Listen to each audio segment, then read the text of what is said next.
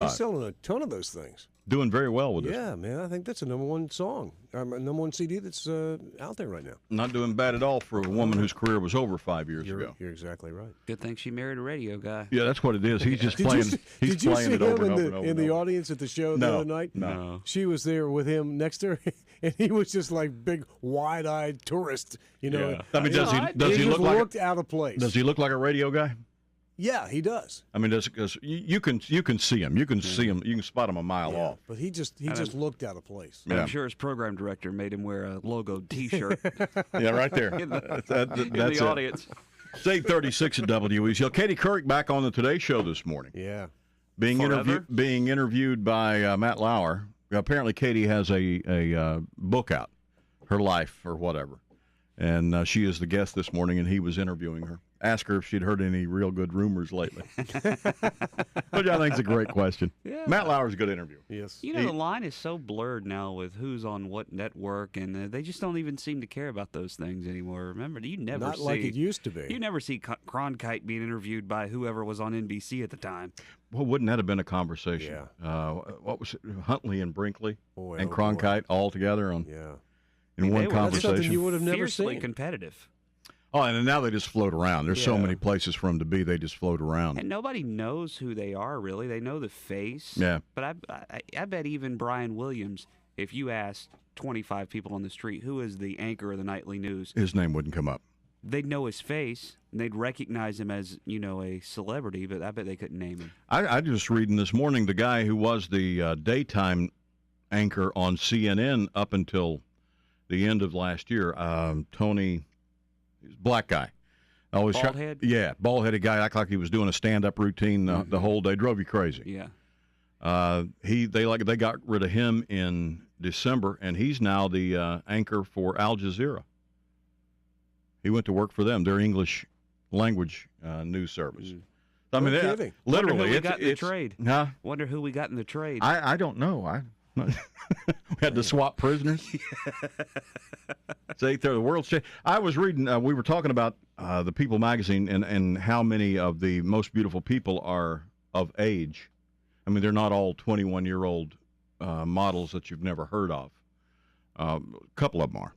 But Did you mention George Clooney? yeah, Clooney and Sandra Bullock and Lopez and all these, they're at 40 or more. And they were talking about that on the Today Show this morning.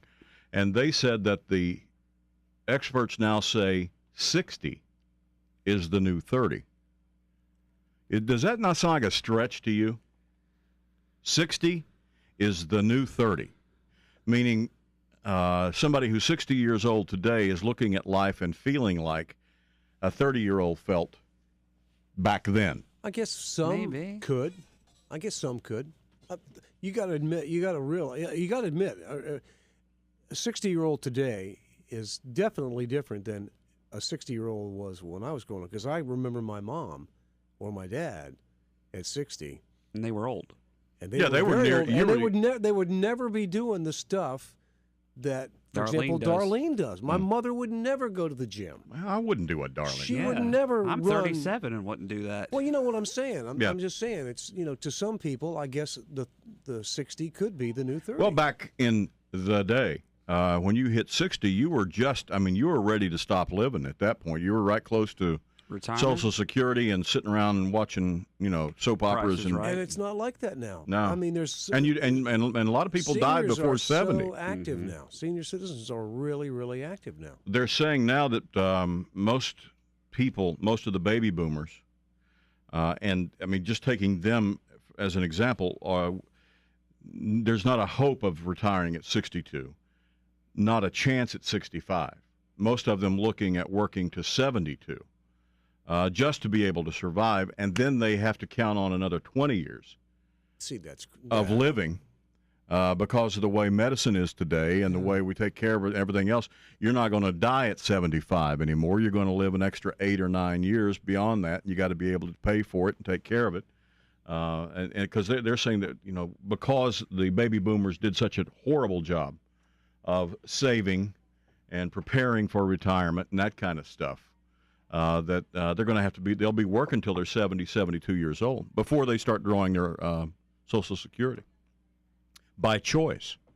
because if they start drawing Social Security, they get less, and they can't make but a certain amount of money. Right. So if 60 is the new 30, is 80 the new 50? I can't see how. I don't translate like that. I don't think it does. I think as you get older, it probably has to back down just for Starts health working reasons. like dog years. Yeah, I think so. But it has to. Gary's not. Hey, So after once you get about 63, No, I'm talking after say 73. You got to start slowing down a little bit. I mean, you, at 80, you're not going to be doing what you would have been at 50. no. you're not cutting the yard. Well, no, you might still be doing that. Of course, you don't do that, at 37. So that's something I don't That's expect right. to Well, see I you mean, doing at 80 or 70. I saw a guy that ran the bridge. It was 90-something. He ran the bridge at 90. Well, that's not a lot, in that age group that's doing Did he win that category?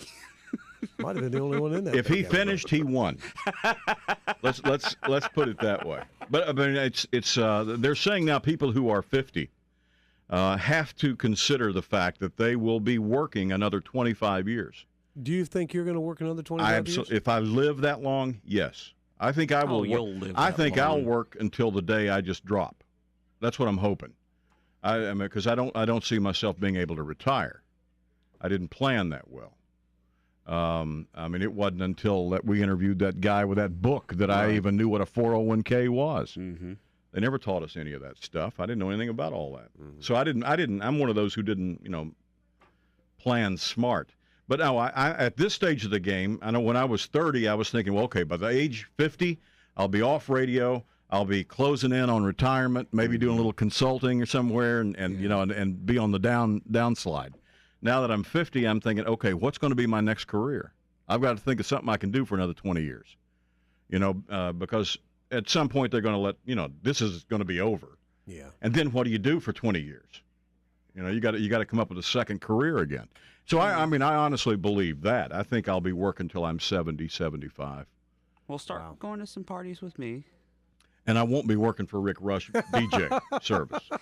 And I'll show you the ins and outs Yeah. Oh, gosh. of public events. I can't imagine. Can you imagine being 72 and going to do a party for him? Because he'd make you carry the equipment. Listen, I'm 62 right now. I can't imagine doing a party for him now. Yeah, well, that's true, especially when you only get 40% of the pay. What kind of deal is that? I want you guys to learn some of the new, like the stanky leg and I should know all that. wobble. And, Okay. yeah, Well, I'll Cupid be shovel. wobbling on a stanky leg by 75. No question about that.